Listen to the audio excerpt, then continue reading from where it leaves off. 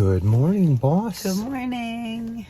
It's good morning. It's cool. It's only going to be 84 today, I think, but the humidity is non-existent. Yeah. And we're supposed to get up to 91, 92 for 1 or 2 days, but again, the humidity is supposed to be, I think, a quarter of or half of what it was last week's heat wave. Yeah. So that'll make it a little better, and we are feeling a lot better. So yeah. Rachel never got it. Well, I might have had it. Like the girls had their well visit today, and the doctor even said, like, well, there's probably a good chance that you had it and you just were asymptomatic. So, you know, I was still wearing my mask and stuff in stores, but we weren't really going. We were kind of quarantining, which we've been doing the whole time, but as you know, because we got that, we only mowed 4 lawns last week. Yeah, total, I think. So last week we did like hardly anything. Poor Carl, he was getting very winded, and I know how I feel when I have allergies, and I think that this was like allergies on steroids. Yeah, for me it was a little harder to walk, and I think that had to do with the high humidity too, probably. Yeah. And we still did stuff in the garden, which I'm going to show you guys, because we actually did a walkthrough on the other channel. That's Happy's Family Farm. Yeah. That video's going up, would have gone up a couple days ago or yesterday on that channel. Yeah, so please check that out. When we go back for a break, I'll give you a quick glimpse, because a lot of you guys probably, because we only have 500 subscribers on that one, so a lot of people that are subscribed might not have seen that. So I'll show you guys real quick, no big walkthrough, just real quick what's going on there. Then if you like that, you can go to the other channel and check that out. Yeah. But because we're kind of behind, we're mowing, it's not anything bad because we only have 35 accounts. Right. So like the worst case scenario is that they're at 2 weeks this week, but I don't even think that that's the situation, because we were a little bit behind, a couple days behind anyway, our schedule. So we're in a good position. I mean, last week, honestly, what we were planning on doing before everybody got sick, finishing landscaping. Yeah, finishing landscaping. We had taken a lot of days where we were able to put in a lot of landscaping, and then unfortunately that just couldn't happen. That. So this week's schedule is going to be a little wonky. Like today, we're doing this, we're mowing a few, and then we're going to go mow another. We're mowing 2, then we're going to go mow another one. We're going to do some spading while Rachel's going to mow that whole thing, and I'm going to weed eat.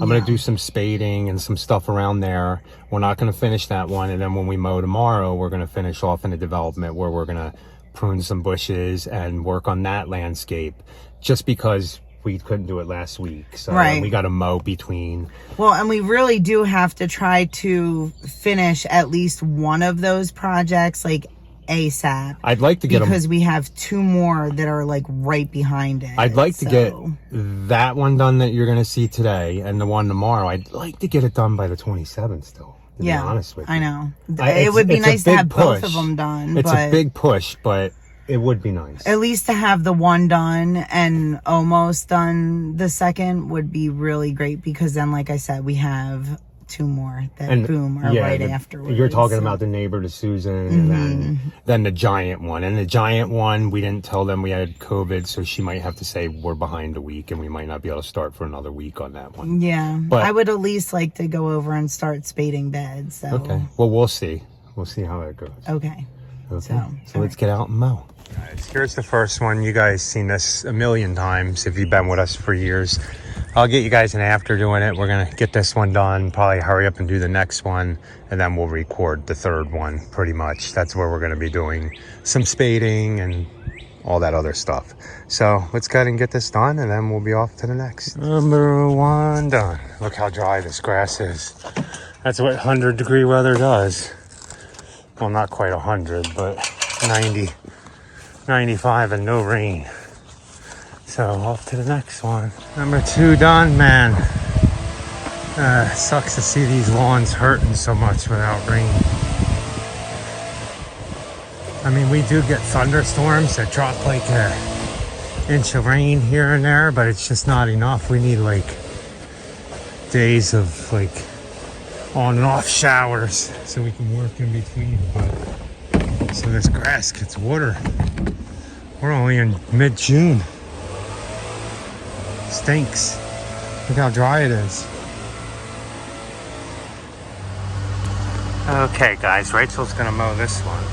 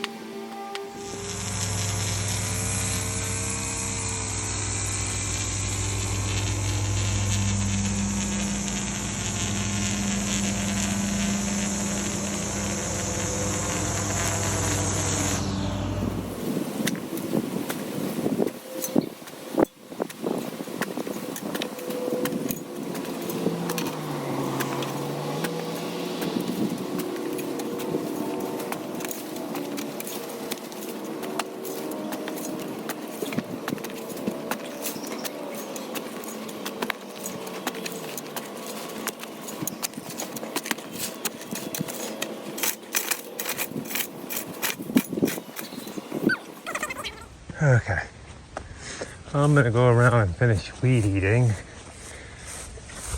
but we just wanted to get some of this edging done because this is our next mulch project.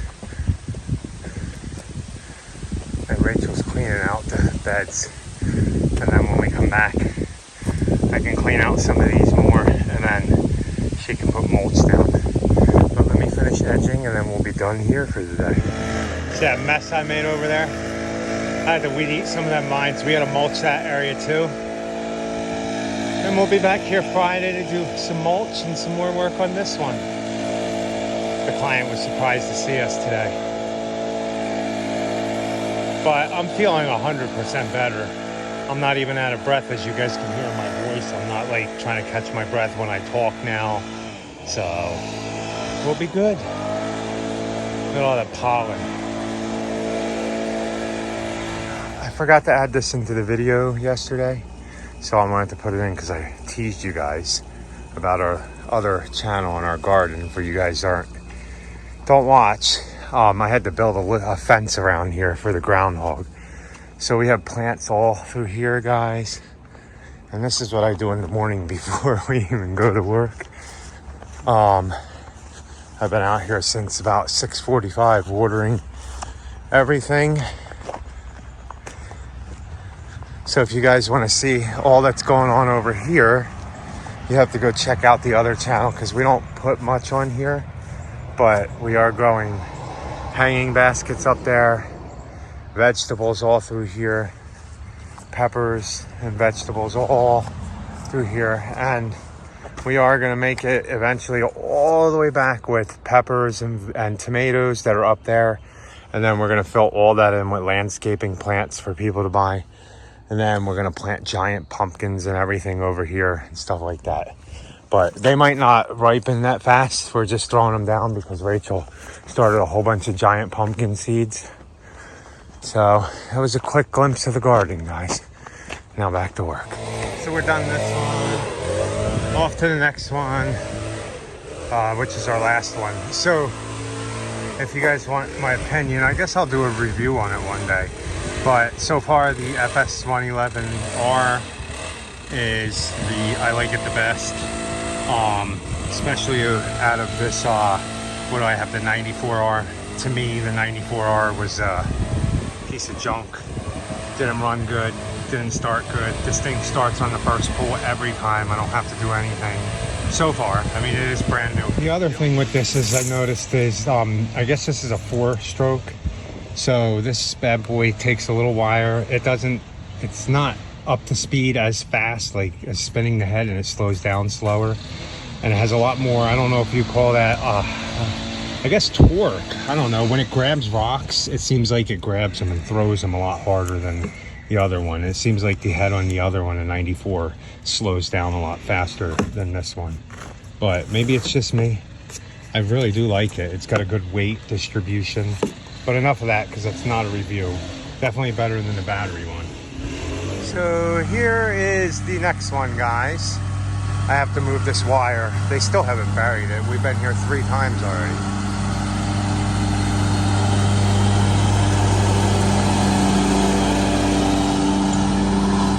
I'm the wire boy.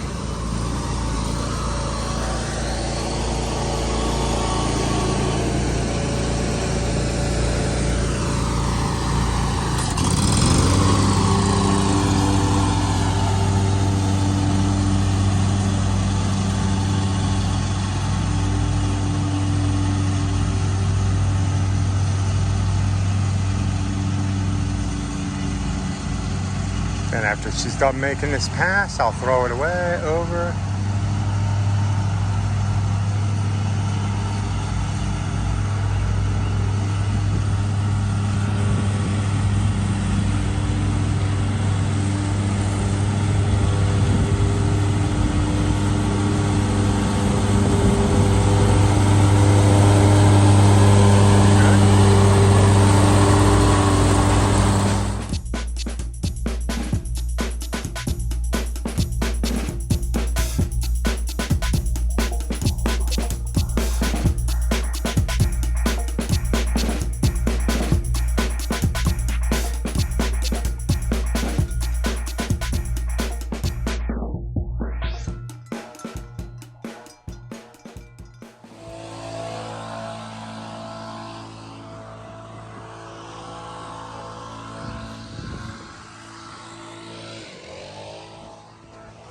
So Rachel's back there blowing off, but I wanted to show you guys something really quick.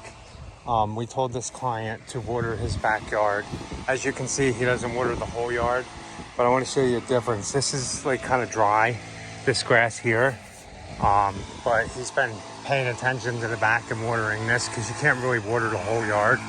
But look at the difference when you water.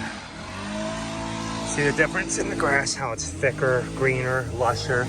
I don't know how often he's been watering, but it's definitely, you guys gotta water. Water, if we're not getting any rain, twice a week heavily, especially when it's this hot.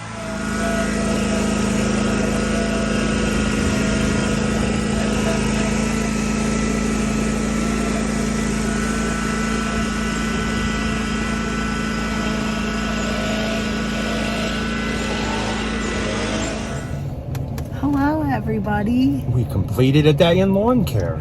So that's a day in the life of a lawn care landscaper. Now we're going to our night job. Yeah, we have a night job, guys, and a morning job. So it's called farming. And you guys would have seen a little clip of me walking through the garden halfway through this video. Nice. So if you want to check out what we do over there, go to that channel like we had asked. Yeah. Or hopefully you guys went over to that Yeah, channel. because we'll explain more, you know, what we're doing over there as far as like soil goes and all that good stuff. I would like to hit a little bit on soil and contaminated soil right now because we watch another YouTuber, and we're not going to mention who it is, and many of you may even watch them, so you may know what we're talking about. But she amended soil this year, and she feels like she got a contaminated batch of soil. In our eyes, I understand where she's coming from and about how upset she is about saying like, well, you know, we're poisoning our earth and we're poisoning our lands with all the chemicals that we do. So now I guess they think that there was herbicide left over from when the cows grazed, and then it went through their belly into the poop, and they got soil. I guess people got soil compost that was contaminated that isn't with growing. The vegetables aren't growing. They're not growing. I guess they're more stunted than the other vegetables. Now, we are not experts, and we are not scientists, so we don't know for 100% sure. But in our experience, you guys know, if you've been watching us for any amount of time, we do treat with chemicals. Now we grow everything in our garden pretty organic, except for flowers and stuff. But we treat lawns, we spray herbicides, we do use Roundup time to time. And just because you use Roundup on your property doesn't mean it's gonna go into your drinking water, doesn't mean it's gonna contaminate everything else on your property. It does not do that if you are using it properly. That's why when you're in school, you're taught to follow the labels. Right. I mean, if you're mixing 1 gallon of Roundup to 1 gallon of water and you're spraying it all over your flower beds and stuff, that's obviously way overuse by like 1,000 times the rate. Right. And that's yes, misuse. And yes, we understand how misuse and extra like that can go into run off into the water, into the stream. Right. But just so you know, when you spray Roundup on plants, it only kills what it touches. If you spray Roundup on your hill, all on that front hill there, and it dries properly, and it sucks up the weeds suck up the poison, or the Roundup. Some people like to call it poison. A week later, when you get a heavy rain, it's not going to wash off, and you're not going to have a burn spot all through your lawn, or it's not going to run off into your yard and burn your grass if you put it down properly. Now, if for some reason it did run, or it got into other areas of where that you did not spray, there is reasons for that. One, again, it was misuse, and you did it heavier than what it was supposed to be. Or you sprayed on a really, really, really windy day. Windy day or a very, very hot day. What happens when it's very, very hot, Carl, that you also learned in school? Everything burns up and plants shut down.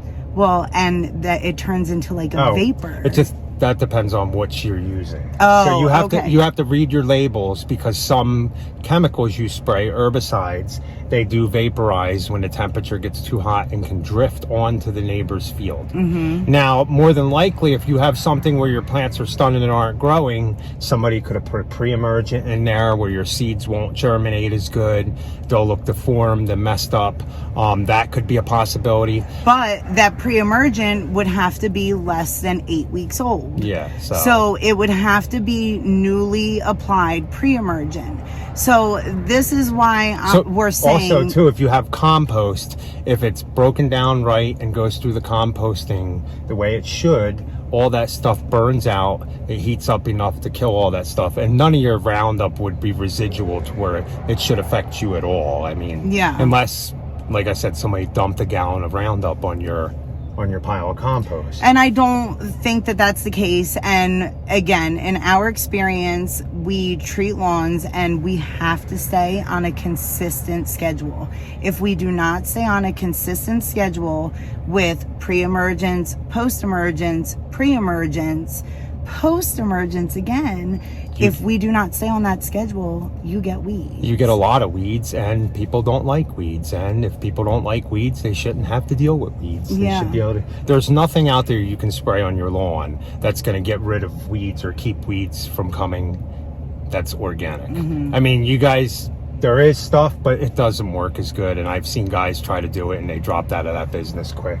So it just, you know, if you are afraid to spray it, then find a professional in your area that knows, that has been licensed for sure, because they have taken classes and they know what these chemicals are, what they do, and how to use them properly. And they do have a period of time, as once they're sprayed, where they actually break down and they become inert. So now I'm not 100% on Roundup if it becomes inert. I know there's a lot of people that get cancer from it and stuff, but once again, that's people misusing it, probably not wearing gloves, probably not wearing a respirator when they're spraying Roundup. It says it right on the label. Read the labels. It has PPP on it. You have to use that PPP or you will have things like that happen to you. So yeah, and I am very sorry for, you know, people that have gotten cancer in those situations. And you know, it is the world that we live in now, and unfortunately I don't know if we can just blame it all on